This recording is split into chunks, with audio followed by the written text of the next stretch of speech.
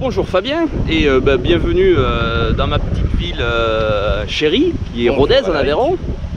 Et c'est bien sympa à toi d'avoir accepté de te prêter au jeu du question-réponse pour la chaîne.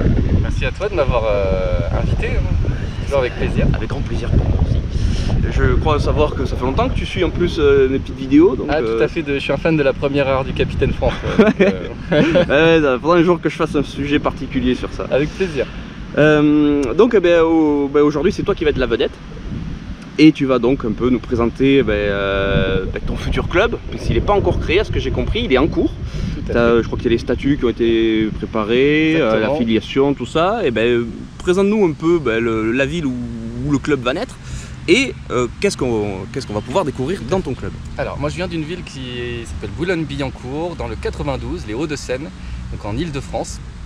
C'est une ville très peuplée, puisqu'il y a 111 000 habitants, donc c'est une des plus grosses villes d'Île-de-France si je ne m'abuse, dans laquelle malheureusement il n'y a pas d'arts martiaux historiques européens qui sont pratiqués. Il y a un très gros club de sport de combat, de plusieurs sports de combat, l'ACBB Boulogne, avec de la boxe française, de l'escrime, mais pas comme moi je la pratique, oui. C'est-à-dire la boxe française traditionnelle n'existe pas à Boulogne. L'escrime ancienne non plus. Donc, on va dire une démarche à MHE en général. Une démarche à MHE, voilà, exactement, qui reposerait sur des sources anciennes. Donc mon association s'appellera donc les arts martiaux traditionnels français, donc comme tu le disais, effectivement l'association est en cours de création. Puisqu'avec tous les événements derniers, c'était un petit peu compliqué, même c'est encore un peu compliqué au niveau administratif, tout ça. Mais et c'est pas fini. Ça va venir et c'est pas fini, mais c'est pas grave, on s'adapte. Et donc dans mon club, nous pratiquerons deux choses bien distinctes. D'abord, nous pratiquerons les arts martiaux historiques européens et en particulier les arts martiaux français. Donc l'escrime du 19e siècle, l'escrime française du 19e siècle, fleuret et sabre 19e, voire début 20e. On pratiquera également la canne, le bâton ancien, donc toujours 19e siècle, et la boxe française traditionnelle. On pratiquera également quelques armes complètement oubliées, donc plutôt de l'escrime d'ancien régime, avec l'esponton, le bâton à deux bouts, puisqu'il y a quelques sources qui nous permettent de travailler sur ces armes. Du biscayen peut-être? Peut-être le biscayen, on verra. Et nous pratiquons également un deuxième volet, puisque j'enseigne la méthode Lafond. La méthode Lafond, donc, qui est une méthode d'autodéfense créée par Roger Lafond, Roger et Jean Lafond, et qui regroupe donc un certain nombre de disciplines de combat françaises, la boxe française, l'escrime, la canne et le bâton, ainsi qu'une méthode de self-défense qu'ils ont appelée le panache et qui regroupe un ensemble de mouvements et de coups qui sont interdits dans les sports de combat français. Ok, donc on va clarifier un peu plus. Il va vraiment y avoir deux approches au niveau de ton club. Une approche purement à MHE, travail sur les sources, sur des techniques qui ne sont plus enseignées, donc il y a une rupture d'enseignement. D'enseignement, tout à fait. Et à côté de ça, un volet du club où on est dans une tradition encore vivante, qui est la méthode Lafond, tout à fait, dont tu as écrit un livre très intéressant sur le sujet, mais on y reviendra après. D'accord. Et maintenant on va s'intéresser un peu plus à toi. Qui es-tu hormis Fabien? Qu'est-ce que tu fais dans le monde des arts martiaux? Fais-nous un petit CV de ton parcours. Alors moi Fabien, donc je viens d'avoir 37 ans. Je pratique les arts martiaux depuis l'âge de 14 ans à peu près. J'ai commencé par les arts martiaux chinois, parce qu'il n'y avait que ça dans mon secteur. C'était l'époque où c'était encore une époque, la fin des années 90, où il y avait assez peu de clubs comparé à aujourd'hui. Et donc je me suis tourné vers les arts martiaux chinois, les arts martiaux modernes, chinois, wushu moderne, pendant environ 6 ans. Je me suis passionné pour les arts martiaux chinois, parallèlement à la gymnastique, que j'ai pratiqué également à l'université, un petit peu à petit niveau bien sûr, mais quand même, ça m'a permis de développer quelques capacités, quelques compétences. Ensuite, ne trouvant plus d'atomes crochus avec les arts martiaux asiatiques, on va dire comme ça, hein, par culture tout simplement, et puis par recherche aussi identitaire quelque part, eh bien je me suis tourné vers les traditions d'Occident longuement, avant de découvrir qu'il y avait encore des méthodes vivantes, c'est-à-dire, comme tu l'as dit tout à l'heure, des méthodes qui n'ont pas eu de rupture dans leur transmission.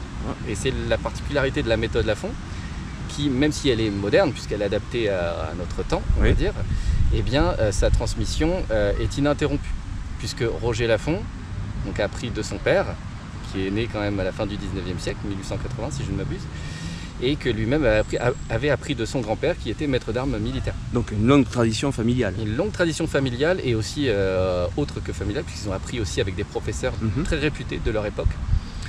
Et cette méthode est toujours enseignée aujourd'hui, puisque Roger et Jean Lafon ont formé des moniteurs et des professeurs. Et donc je pratique et enseigne dans le club qui a été fondé par Roger Lafon, qui est la méthode Lafon, au Perreux-sur-Marne, dans le 94, dans le Val-de-Marne. Est-ce qu'on peut dire que tu es un héritier direct en termes d'apprentissage par rapport à la méthode Lafon? Est-ce que tu es passé par un intermédiaire qui t'a expliqué, ou est-ce que tu es allé directement à la source, on va dire, avec le fondateur, ou du moins le créateur de... Je suis allé tout de suite à la source, donc j'ai eu cette chance de pouvoir pratiquer avec Roger Lafon chez lui, à domicile. D'accord, j'y allais une fois par semaine en fait, parce que je suis normand à la base, donc je faisais l'aller-retour jusque dans le Val-de-Marne toutes les semaines. Je passais la journée avec lui, il me donnait les leçons, que ce soit en escrime, au fleuret, au sabre, la canne, le bâton, la boxe française. Bien sûr, il était très très âgé, donc belle motivation quand même. Oui, belle motivation. Et puis à son âge, il était vraiment tireur hors pair. Hein, donc voilà, c'est toute une vie. Mais on peut dire qu'il est arrivé à la quintessence de son art. Oui, tout à fait, tout à fait. Tout à fait, toute une réflexion très très longue sur son art, sur nos disciplines françaises et leur adaptation à notre temps, quoi. Et parallèlement donc à ces leçons avec Roger Lafon, j'ai pratiqué et je pratique toujours donc dans l'association avec les élèves et les moniteurs et professeurs que Roger Lafon a formés depuis de très très longues années, hein, puisque parmi eux donc, il y a notre président Didier Coulon, qui est un pratiquant il a au moins 50 ans de pratique, je dirais. Il me pardonnera pour l'imprécision, mais donc voilà, on a affaire à des gens qui savent de quoi ils parlent. Hein. Alors, connaissant un petit peu le personnage que tu es, je me doute bien qu'il ne va pas y avoir d'aspect compétitif au niveau de ton club. Effectivement, moi la compétition c'est très bien, hein. Il y a des gens qui font ça très très bien, mais déjà je n'ai pas les compétences pour emmener un sportif à haut niveau, ça c'est clair et net, même si j'ai un diplôme dans le domaine des sports de combat, ça donne pas les compétences mais je pense qu'il faut vraiment avoir ça dans le sang, quoi. Il faut avoir ça dans le sang, et c'est toute une formation en plus, hein. Voilà, non, moi je pratique on va dire pour le loisir, pour le développement de soi, donc c'est éducatif et c'est aussi pour l'autodéfense. C'est les deux grands aspects, l'éducation de soi, hein, et puis l'autodéfense, se défendre. Donc on va s'orienter vers des principes qui sont opposés au sport de compétition. Les deux sont très bien. On va dire que ce sont deux univers parallèles, il y a quelques passerelles, mais on va dire que l'un n'est pas fissible, je dirais, mais il ne peut pas se fondre littéralement dans l'autre. Il y avait déjà eu des réflexions sur le sujet sur la chaîne, et nous-mêmes on en avait parlé. Tout à fait, longuement. En aparté. Donc pas de compétition dans ce club que je fonde. Pas de compétition, mais sûrement une certaine émulation entre élèves, ou même, si possible, des interclubs pour des échanges techniques. Même un petit, admettons, un petit tournoi, soit interne, soit avec un autre club, sans recherche forcément de récompense. Sans récompense, voilà, pour la beauté du geste. Pour la beauté du geste, exactement. Pour le geste, tout à fait ça. Alors, on va essayer de rentrer un petit peu plus dans les détails. En fait, moi, je pense qu'il mériterait un peu plus attention, parce que autant sur la méthode Lafon, donc, il va être facile pour les gens de savoir qu'est-ce que c'est, parce que tu as écrit ton livre, il commence à y avoir des vidéos, j'ai cru entendre parler aussi d'une chaîne YouTube qui pourrait voir le jour d'ici peu. Donc,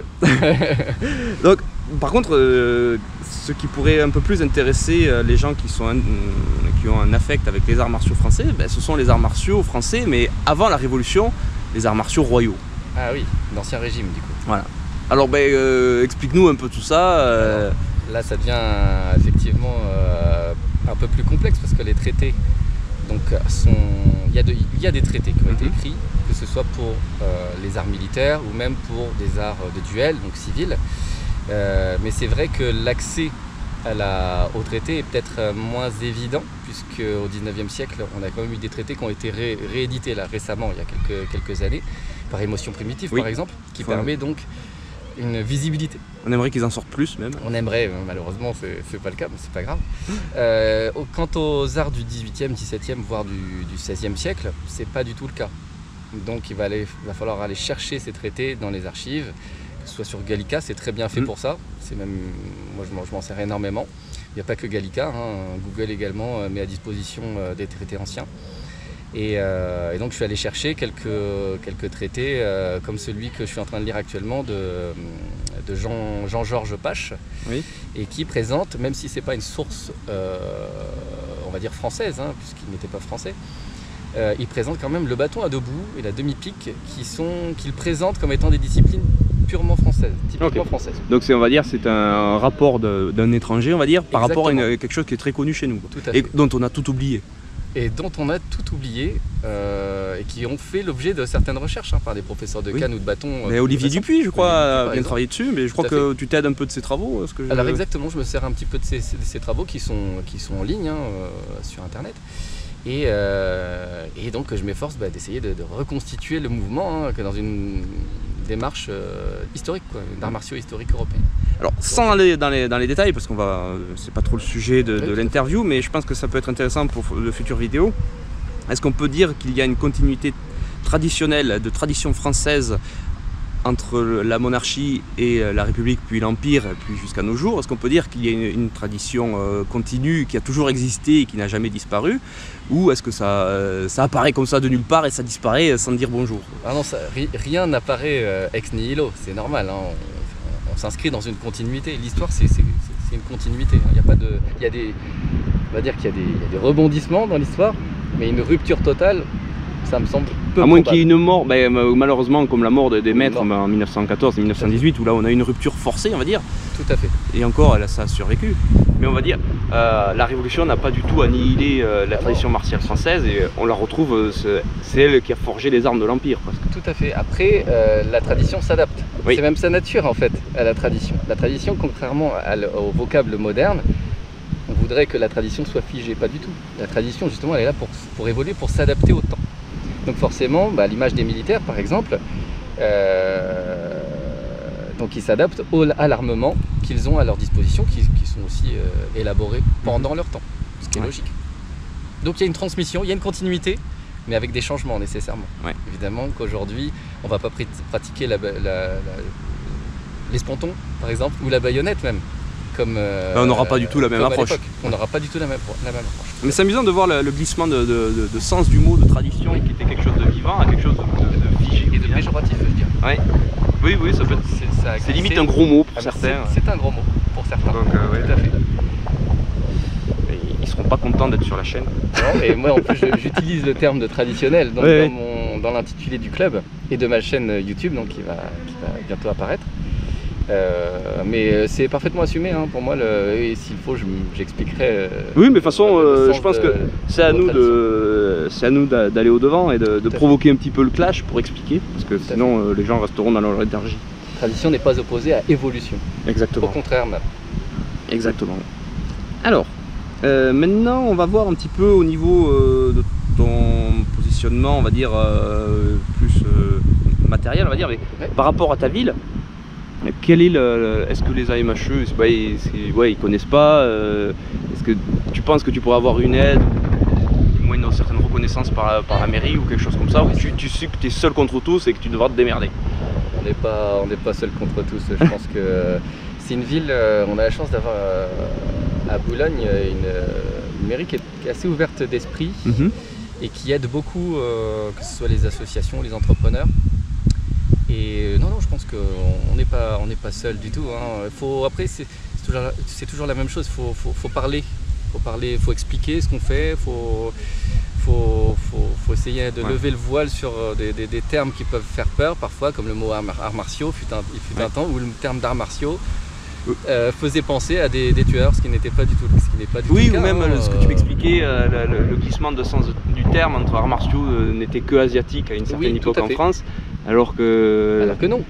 Alors que non, parce que ce terme, on l'a fait venir, disons qu'il a été amené par des personnalités comme Henri Play, et qu'il a utilisé donc pour caractériser les arts martiaux, enfin les disciplines asiatiques. Donc arts martiaux japonais, arts martiaux chinois, arts martiaux indiens ou que sais-je. C'est amusant parce qu'à un moment dans la lecture, il parle des arts martiaux européens, mais il ne parle pas du tout des arts martiaux européens, il parle des arts martiaux japonais ou asiatiques. Exactement, c'est pour ça qu'aujourd'hui il y a énormément de professeurs, on va dire des anciens, des professeurs d'arts martiaux asiatiques, qui emploient le terme d'arts martiaux uniquement dans le sens asiatique du terme. Et quand nous, on emploie l'expression arts martiaux pour désigner des arts européens, typiquement européens, il y a conflit. Il y a conflit parce qu'il y a confusion dans les termes en fait.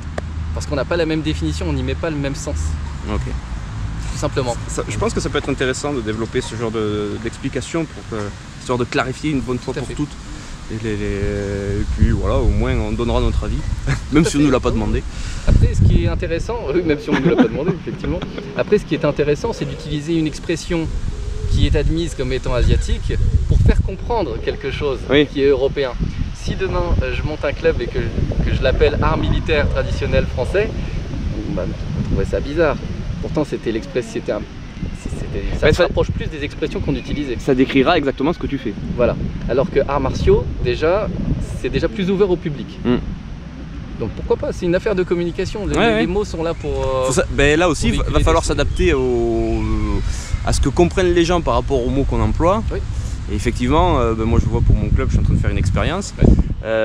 Viens apprendre l'escrime à la canne. Bon, un ado ou un jeune adulte, il va dire qu'est-ce que c'est que ce truc. Par contre, je lui dis viens essayer le sabre laser. Mais en fait, il fera de la canne. Mais tout à fait. Et là, puisque tu évoques tu utilises le terme d'escrime, si on se met à employer ce terme d'escrime pour dire escrime à la canne, escrime des pieds et des poings pour la boxe française, même si c'est des expressions qui ont été utilisées, le public va pas forcément comprendre de quoi il s'agit. Effectivement. Parce que l'escrime, on pense pour eux, à l'escrime olympique exactement. Actuel, et ce qui est tout à fait normal, c'est normal, ça fait des dizaines d'années. Mais ils ont fait une OPA sur le terme. Tout à fait. Mais cette expression, ce mot d'escrime, il peut tout à fait être utilisé pour la canne ou pour la boxe française. Dans les traités, on le trouve. Et on le trouve, tout à fait. C'est exactement ça. Et alors maintenant, on va voir un petit peu le dernier volet, on arrive sur la fin de l'interview, mais au niveau de tes projets et ambitions, qu'est-ce que tu ambitionnes pour ton club? Tu préfères avoir un giga supermarché, Auchan, multiplex, tout ça, ou tu es plutôt petite épicerie sympa J'aime bien la petite épicerie de quartier. Je reprends un petit peu cette expression que j'avais déjà lue sur certains groupes Facebook par des professeurs d'arts martiaux. Elle n'est pas de moi, mais la petite épicerie de quartier, ça me plaît beaucoup. Peut-être peu de pratiquants, peut-être beaucoup, je ne sais pas. On l'espère un petit peu. Un petit peu quand même. Au moins que ça finance le club. Même s'il y a un petit noyau de personnes qui sont vraiment dans la démarche AMHE et arts martiaux vivants, on va dire, pour qualifier la méthode Lafont, eh bien ça m'irait déjà très très bien. Il faut faire du qualitatif. Ouais. Voilà. Et maintenant, le mot de la fin, si tu as un message à faire passer ou quelque chose comme ça. Non, le mot de la fin, il est très simple. C'est qu'aujourd'hui, je pense qu'il faut vraiment communiquer sur notre patrimoine. Il tend à disparaître malheureusement, même s'il y a des passionnés, que ce soit pour les arts martiaux historiques ou d'autres pans de notre culture. Et bien malheureusement, le public aujourd'hui, il ne connaît pas encore suffisamment notre patrimoine. De toute façon, je ne veux pas rentrer dans la polémique, même si j'aime bien ça. Mais il n'y a rien qui est fait non plus pour aider déjà à ce que la tradition puisse perdurer. Et puis il n'y a rien qui est fait pour intéresser les gens, puisqu'on leur explique que c'est un gros mot et que ça ne sert à rien. Donc effectivement, on ne peut pas... Tout à fait. La culture, c'est pas pour l'élite. La culture, on est la culture, nous sommes la culture. Alors si on est mauvais, la culture, ça craint. Donc c'est à nous de peut-être que rien n'est fait, c'est possible, je n'ai pas les compétences pour en juger, mais c'est à nous de communiquer. Comme toi tu le fais, je fais avec mes moyens. Oui, avec tes moyens, mais tu le fais, tu communiques, c'est le plus important. Parce qu'il y a le qualitatif, mais il y a aussi la quantité d'informations qui est délivrée. Ça c'est très important, si on n'en parle pas, oui. Et il ne se passera rien. C'est pour ça qu'aujourd'hui, je suis dans cette démarche d'ouverture et de création de clubs, de chaînes, publier des choses. Je pense il faut pas pratiquer dans son coin, il faut essayer d'être le plus ouvert. C'est pour ça qu'on est ensemble aussi aujourd'hui, qu'on se rencontre, qu'on s'est rencontrés déjà l'an dernier. Ouais. Voilà, on communique. On a réussi à faire une belle collaboration sur une arme oubliée. Et c'était vraiment très intéressant. Très sympa. Ouais, très sympa et très instructif. Avec Ludwig, hein, qu'on n'oublie pas. Avec Ludwig, tout à fait. Exactement. Et donc voilà, il faut communiquer. Communiquer, pratiquons. Ouais. Et on verra ce qui se passe. On verra ce qui se passe. Bah, si on fait rien, il se passera rien. Et ça, c'est certain. Ça, c'est certain.